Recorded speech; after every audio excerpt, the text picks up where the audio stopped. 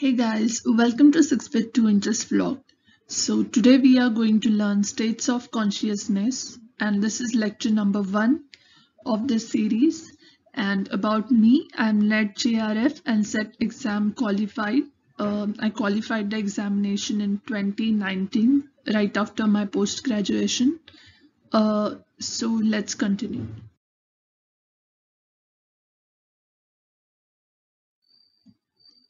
So what exactly is consciousness? Consciousness is a person's awareness of everything that is going on around him or her at any given moment.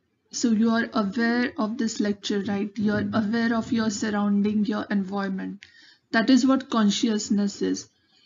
And it can be defined as the sum total of all the external stimuli and internal mental events of which we are aware at any given time. So you're aware of this lecture, as well as you're aware of your thoughts or whatever you're having in your mind right now. Maybe you're thinking of some food, or maybe you're thinking of this lecture and focusing on this lecture only. So that's the consciousness. And you know that William James has been named waking consciousness, and when the psychology was emerging field, so William James used the introspection method to study the mind, and it was scientifically invalid because it was not a valid scientific method, because it's not easy to study the consciousness, and introspection method is subjective. It means that it varies from person to person. So for example, if someone watching this lecture right now is thinking about the examination and focusing on whatever I'm saying in this lecture, they are having their own subjective thoughts. And at the same time, someone else could be thinking about past, or about food, like what I'm going to have for the dinner or breakfast. So it varies. That is why it is not a valid scientific method. So there are stages in this consciousness. As we know, Sigmund Freud is really appreciated for his work for giving the concept of unconscious mind. And so based on this theory, there are like three stages or processes of consciousness. The first one is pre-conscious process, which Sigmund Freud gave this concept. These are those subconscious activities that can be brought into awareness by paying attention to them. So for example, if someone is playing some instrument right now next to you, or some song right now, and you're watching this lecture right now, so you can you can divert your attention to that instrument or radio, and you can pay attention to it, and those concepts can be understood by you because you are paying attention. These are pre-conscious processes. And waking consciousness is something which is like you're completely aware of your surrounding as well as your internal process, but pre-consciousness is something in which you have to focus or pay attention to bring it into the surface. An unconscious process is more or less permanently unavailable to conscious awareness.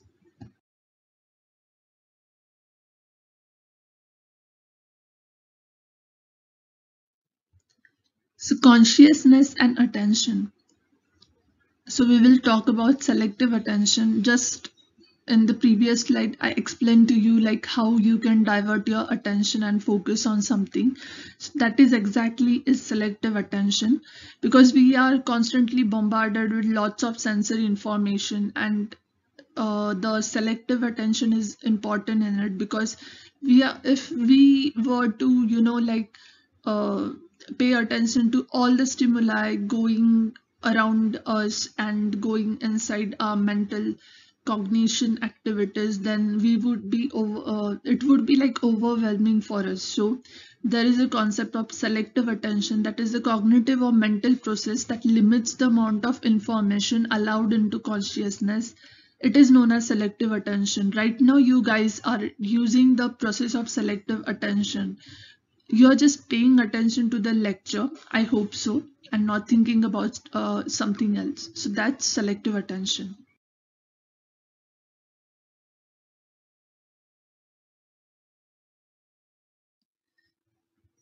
This is the important part of today's lecture. So kindly note down in your notes if you are making for your examination, be it NET JRF set or any other MPhil entrances. So sleep and dreams and EEG and the stages of sleep is important part for you to study and memorize. So I will just highlight what is important for you in this lecture. So keep that in mind, if not everything. So let's start. First is EEG. So full form of EEG is electroencephalogram, and the major breakthrough in the sleep research was the development in the 1930s of this EEG machines for recording the brain's electrical activity. States and stages of human sleep are defined on the basis of characteristic patterns in the electroencephalogram, that is which records the electrical activity of the brain. Then there is electrooculogram, which is EOG, and it measures eye movement activity, and the surface electromyogram, that is EMG, which is responsible for measuring muscle movements. So why are these instruments important?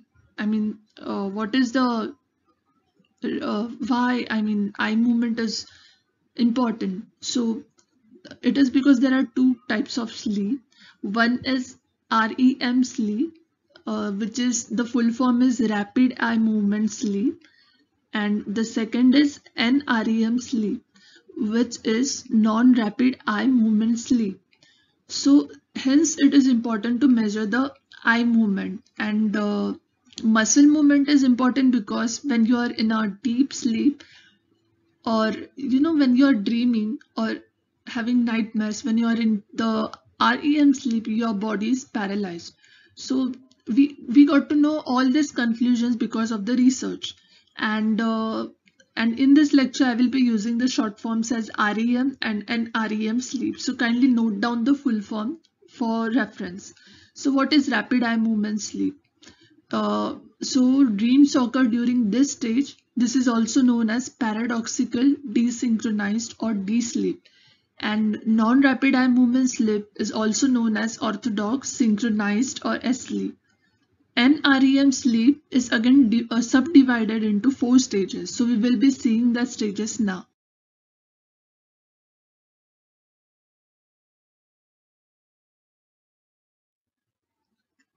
So now we will be discussing about the subdivision of non-rapid eye movement sleep, that is NREM sleep.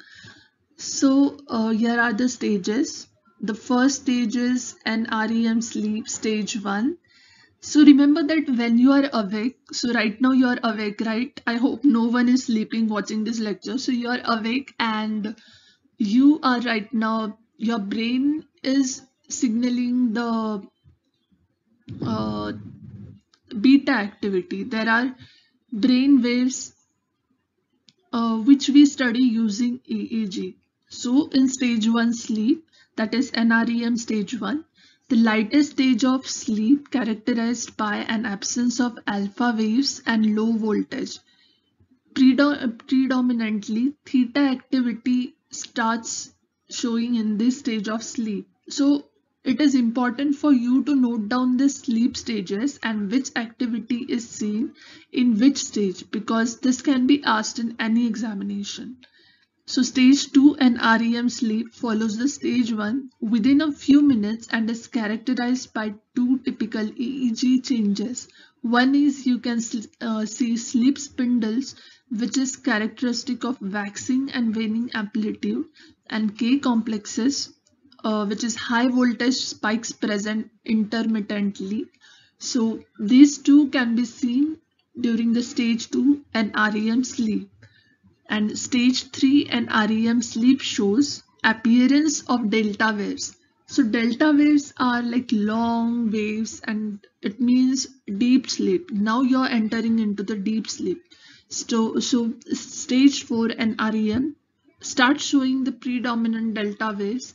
Hence, stage 3 and 4 can be called as deep sleep stages. Now, stage 4 and REM sleep is followed by REM, which is characterized by dreaming. I just told you, right, that dreaming occurs in rapid eye movement sleep, that is REM. Other features include generalized muscular atony. Atony means there is no muscle movement, penile erection, autonomic hyperactivity, which means increase in your pulse rate, respiratory rate, and blood pressure.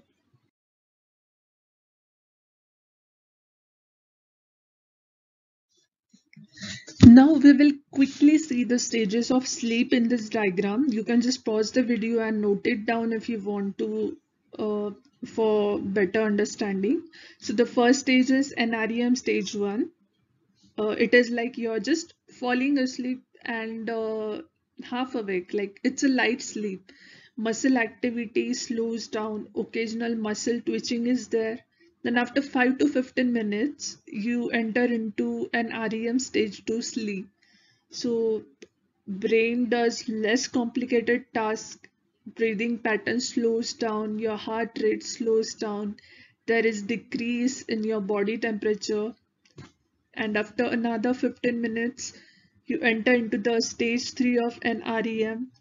Now body makes repair in this sleep, the stage, and there is slow delta waves are generated, deep sleep begins, and in stage 4 body temperature increases and BP decreases. This is very deep sleep. There is rhythmic breathing, limited muscle activity can be seen in this stage. Delta waves produced. Now you enter into the REM stage. This is 90 minutes after first feeling sleepy, and there is increase in eye movement. That's why it is called as rapid eye movement. BP and temperature is also increased. Brainwave speed up, dreaming occurs, you start dreaming, muscles relax, heart rate increases, rapid and shallow breathing is seen in this stage.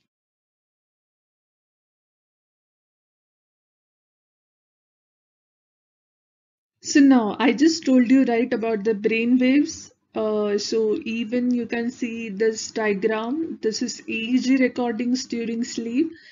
Now you can see when we are awake, you can see how this line is. I mean, the brain wave is shown. It's so rapid, like moving fast. That is beta wave. And now in stage 1, that is NREM alpha.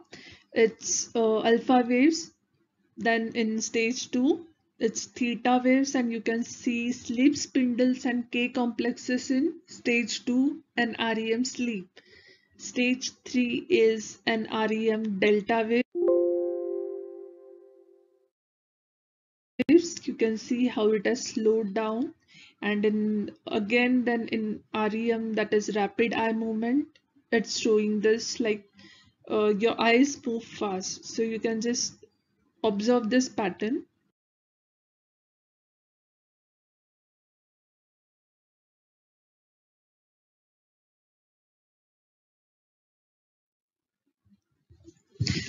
Now we are going to study the sleep theories. It is important for you to remember this term, that is circadian rhythms, because it can be asked, and I think it was asked in previous year also, so it's important. So what is circadian rhythm? It can be observed in many physiological activities such as variation in body temperature. It completes in a day, that is in 24 hours the cycle completes on its own. Even if you're enclosed in some placed in some enclosed environment, so for example your body temperature, your sleep pattern, it's all circadian rhythm, that is biological clock. So if I just keep you in a closed room, there is no light for you to see, or no clock for you to see. So when it's day outside, you will naturally stay awake, and when it's your sleeping time, you will start feeling sleepy on your own. You won't need a watch to see. That's your biological clock. So that's a circadian rhythm. Many researchers see sleep as a circadian rhythm developed in our evolutionary history. This view is based on two facts. First, while asleep, we do not walk or roam. And second, we usually sleep at night.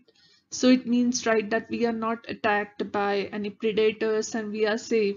Because in when evolution happened, when man used to hunt down animals, so it was also risky for man to go outside during the night time, because our vision is not so good during night time, and there was high chances of man getting injured in the night outside. So that's the evolutionary theory, which is given by Medis. So it's important for you to remember the name and of the person who has given the theory. The second is the restoration theory, which is given by Oswald. So according to this theory, both REM and NREM sleep serve as a restorative function. NREM restores bodily processes which have deteriorated during the day. REM sleep is a time for replenishing and renewing brain processes through the stimulation of protein synthesis.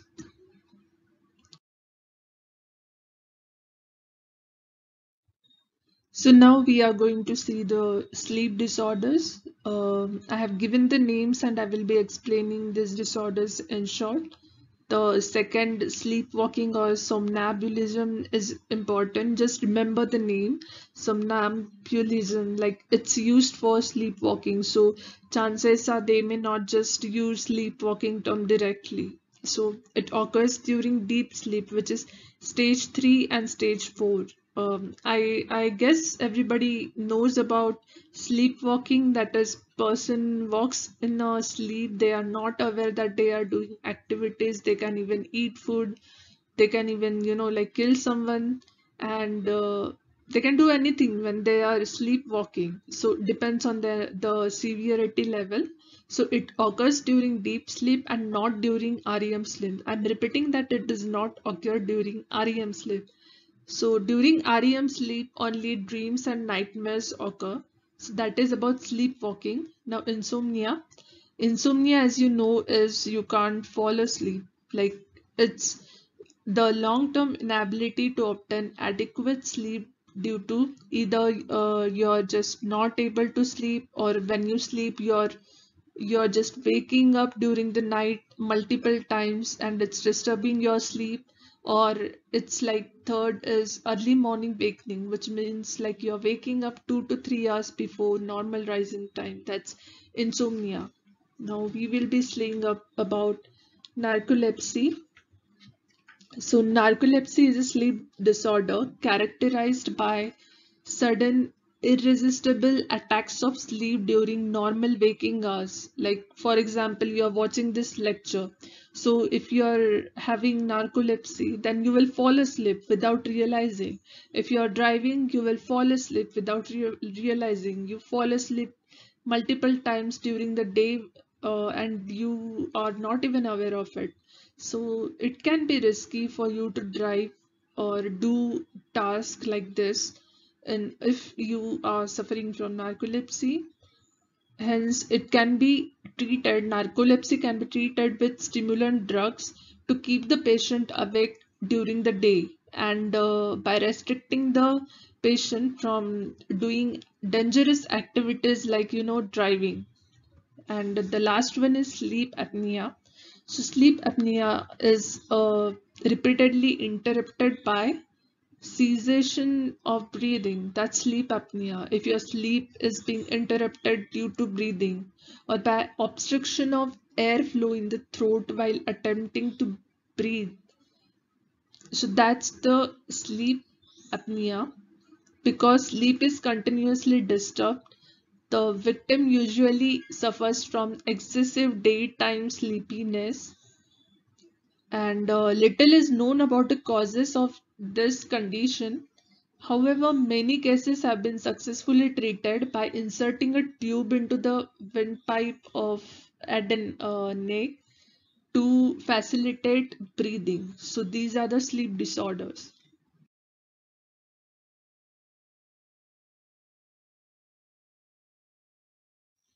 Now we are going to study hypothesis regarding dreaming.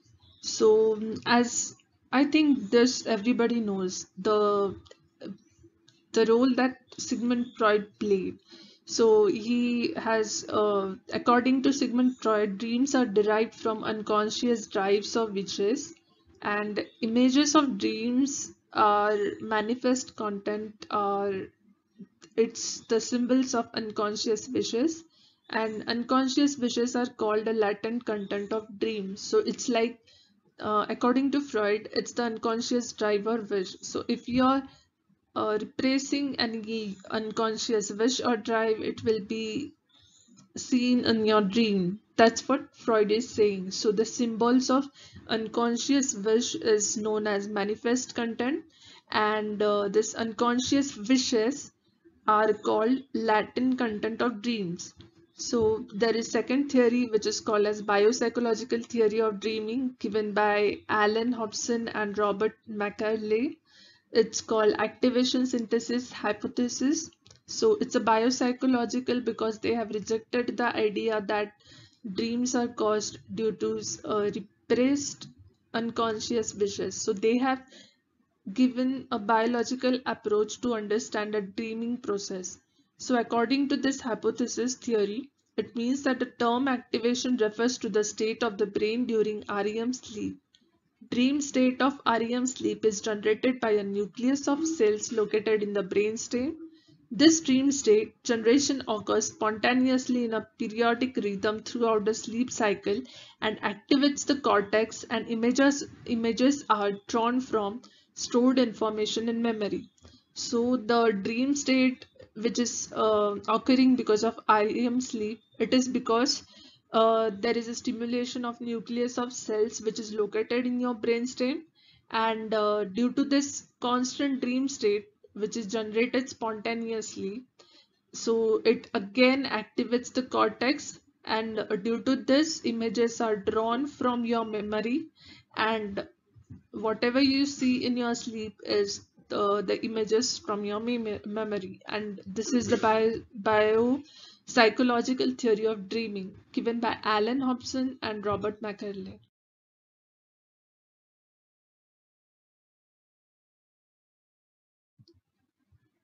So I've divided this lecture in parts. This is the first lecture, and now we will be doing the concept check MCQs. So the first question is symbols of unconscious wish in dream is called as A. Dream theory, B. Latent content, C. Manifest content, D. Freud's theory of dream.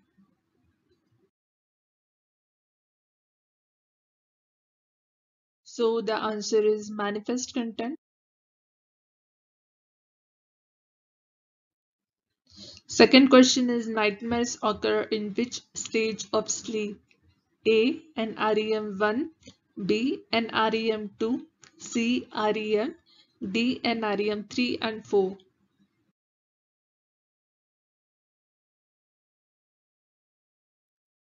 Okay, so the answer is option C.